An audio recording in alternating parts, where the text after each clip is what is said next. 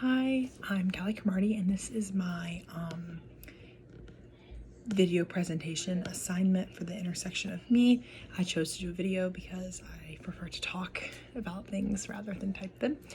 And just gonna preface this video by saying that if I look over here, it's just because I have my questions and my notes that I've taken onto they're on my computer, so I just don't want to you to think that I'm anyway, everything's on my computer, so that's why I'm looking over here.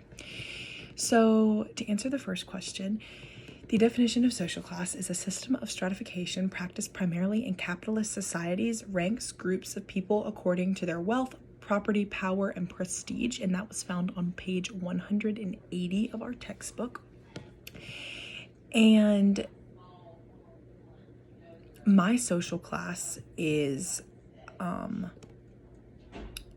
upper middle class, and the definition of that is that it's a group that tends to be well educated and highly skilled, as well as typically holding those members that are in executive, managerial, and professional jobs, and that was found on page 182 of our textbook.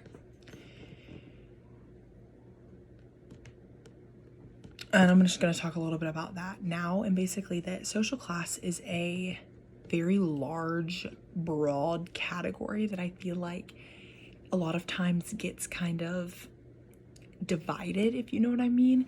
Basically, you have those upper classes and those lower classes, and typically the upper ones love to think that we can control, or they can control and do whatever they want in society, which is not true. It is so far from the truth. Every side should be equal and have the same opportunities as the upper, or have the same opportunities as the lower, and it shouldn't be a divide, but I feel like there is a very, very large divide in that. So to answer the second question, it's on sex, gender identity, and gender expression. The definition of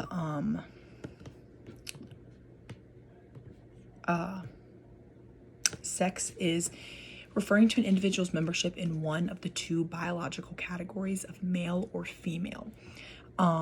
This is a very straight and to the point definition. I feel like this sex has more of a definite answer, whereas gender or gender identity, which is the next part of the question, is more of a broad category because you don't have to identify as a female or male depending on what your biological assignment was at birth.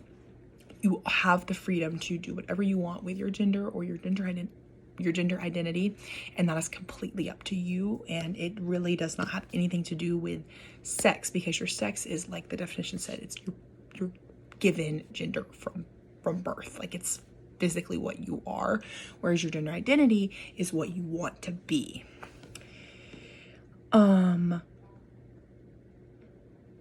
Some examples of using gender identity would be in a job interview. If you're in a job interview and they say, now what do you identify as? And you would either say you identify as a male or a female, or somewhere in between, or somewhere on the outskirts. And that's totally fine. That's the good thing about gender identity, is that you're able to completely just transform what you were given and make it what you want to be, if that makes any sense. So now we're going to move on to race and ethnicity to answer the third question. So the definition of race is belonging to distinguishable categories, and that it's just more than just your skin color. Like, that has nothing, I mean, that has something to do with it, but race is a broader situation than that. And then ethnicity means, it's a social category that is applied to a group with shared ancestors or cultural heritage, and that was found on page 212 of our textbook. And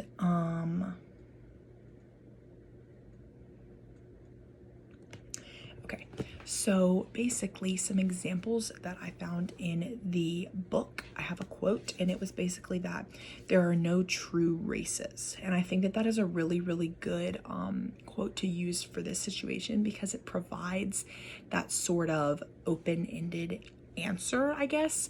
You don't have to be that certain I mean, yes, you are a certain race, but there are more than just specific. You can go into being half and half or being quarter, half, and you know what I'm saying? There's so many opportunity in that one category. And I think that that quote really sums it up. So,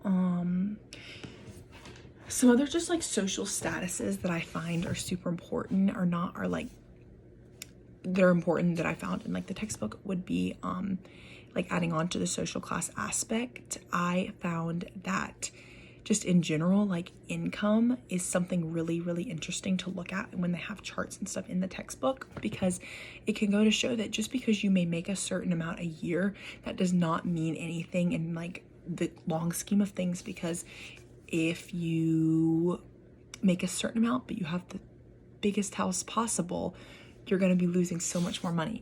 Or there was another example that I found where it was saying how when you pick where you live, like when you buy your first house, that sets the basis for everything. That sets the basis for your school, who you're friends with, your community, your closest community to you, because you literally live in that community. And I think that that is a really good example of kind of just a broad category of the ethnicity aspect, the race, the social classes, the sex and gender, because you have that big melting pot of all of that combined, depending on where you choose to live when you become an adult.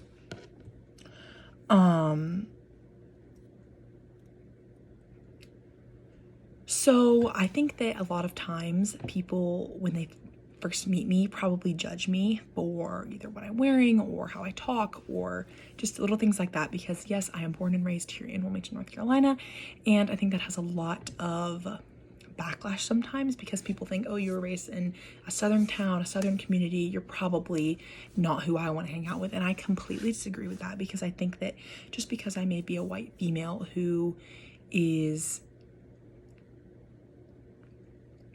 been brought up in a very, very decent lifestyle and completely have never had any issues with finance or anything, because my parents have always been able to, I'm blessed, I'm very, very blessed to be able to say that my parents have worked very, very hard for what they were given, and that I've never had to personally worry about that. But I think a lot of people judge me for that and say that since she's never had to struggle, that doesn't, like, she's just never experienced things like that. And I think that's completely false. I do lots of volunteer work, and I do lots of, I mean, even just this is just completely just opening my eyes to more culture and experiences that I may have never experienced before. And I think that's a really cool way to put me kind of in that minority or dominant group, because it can show I've had so many different life experiences that have led me to where I am today, so that I can be placed in a group like this and communicate with other people and get along with people and be social with one another. I do think that my nowadays, especially, I think that race has a lot less to do with what you are given in life, although I still think there is a problem with racial injustice. I think that that has typically always been an advantage. If you are white, you've always been looked at higher for some reason. I don't agree with that, obviously, but I think that that has been an advantage of someone like me for all of history. So thus far, I mean, obviously it's gotten way better at this point, but it definitely has been a problem in the past. And I think that it also has a lot to do with being female. That has given me a lot of disadvantage in life, because females are looked at very down, or used to be looked at like they were very lower than the males, and that's not okay as well. And I think that it counterbalances each other out in the end for me. I think that a lot of times, I wrote about this in the past assignment, that there is a festival called the Latino Festival, and I think that that is a way to highlight a minority group very, very well, and that it just completely shows how minority groups can be just their own little category. And it's great because they have that opportunity to provide that sort of them, like it can be just about them, and they are able to completely show that that's who they are and that's who they want to be.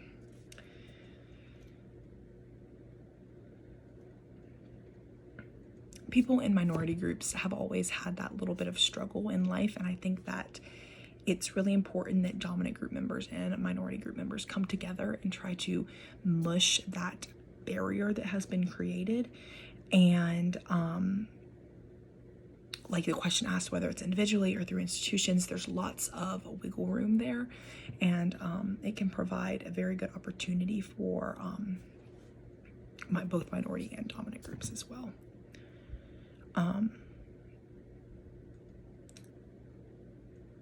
And if you're in a dominant group, you can use that to give other people the chance to learn from what you've learned, and you can help the minority groups, and you can just experience it more because you can help teach people about your group.